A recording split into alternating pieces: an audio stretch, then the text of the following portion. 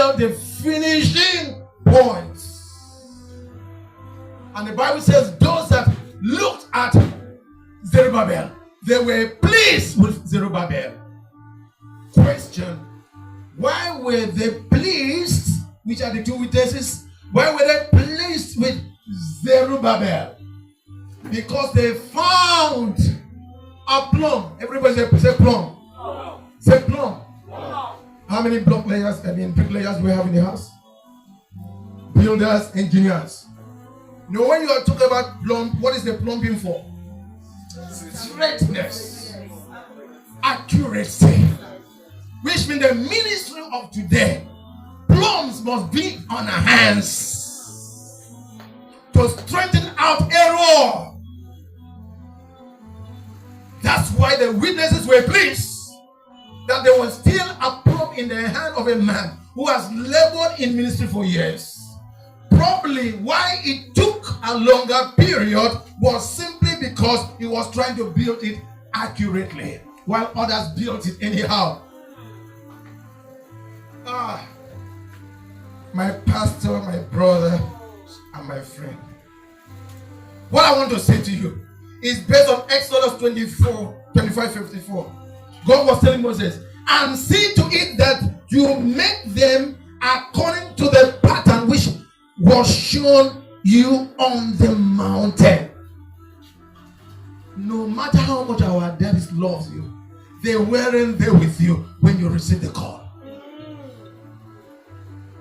No matter how loving we are, we will push you.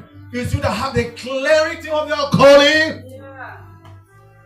Your name is Pastor Joseph.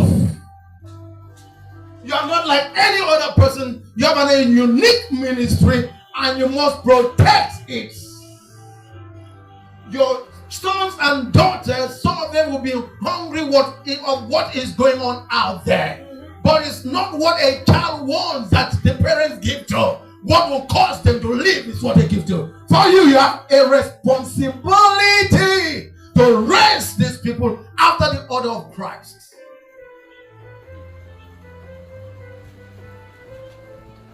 Successful ministry is not about the crowds they gather. It's about the quality of personalities that are raised. Sit down, sir. So God was as if he was pulling Moses' ears. He said, make sure. Everybody say, make sure. Can you do your ears like this? Say, make sure. Make sure. Make sure. Make sure. You build according to a pattern that you were shown on the mountain, not what you see around. There are so many patterns around, sir, and maps. But the ability, the grace to stay, even if you are the only one that is left, you keep on staying there. That's what matters. What's the essence of handling crowds that will give accounts to? Sir, as I begin to wrap up, Zechariah was given grace to finish the physical structure. But your assignment is not that. Your assignment is to build a house within the house. That within the edifice, I don't care whether your place of worship is made of gold with beautiful excesses. If the membership are rotten, they mess up the name of the glory of that tabernacle. You are called to build lives. You are not a foundation maker. The foundation has already been laid. Christ is the foundation. And the capstone has already put in place. Because of Ephesians chapter 4, from verse 11 to 15. He started by saying, he that ascended, did what? Descended, ascended, and give what? Gifts. Not gifts. Not singular, plural. Gifts to men.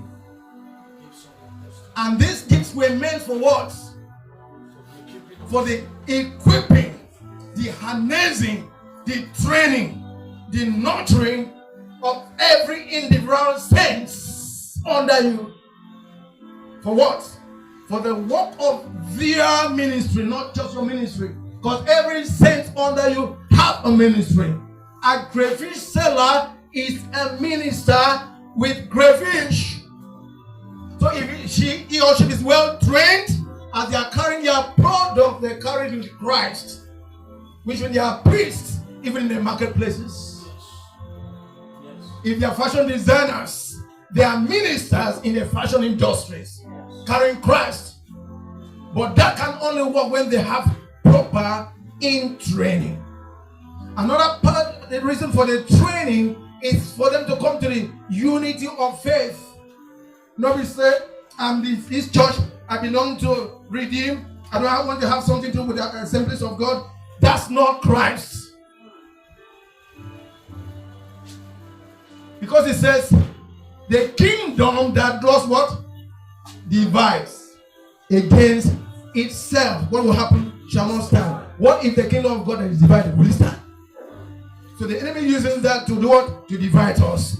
If your member cannot walk into any church, passes by Redeemed Church, or anywhere, see them carry out some assignment, project, they can't walk in the, can I give you a helping hand? Something is wrong with them. They are biased. It's all one body. If the Redeemed Christian Church of God does not succeed, we are not succeeding. The failure of one ministry is the failure of all, because it's one body. So when we put all the boundaries, no, the only lost there, you will not do.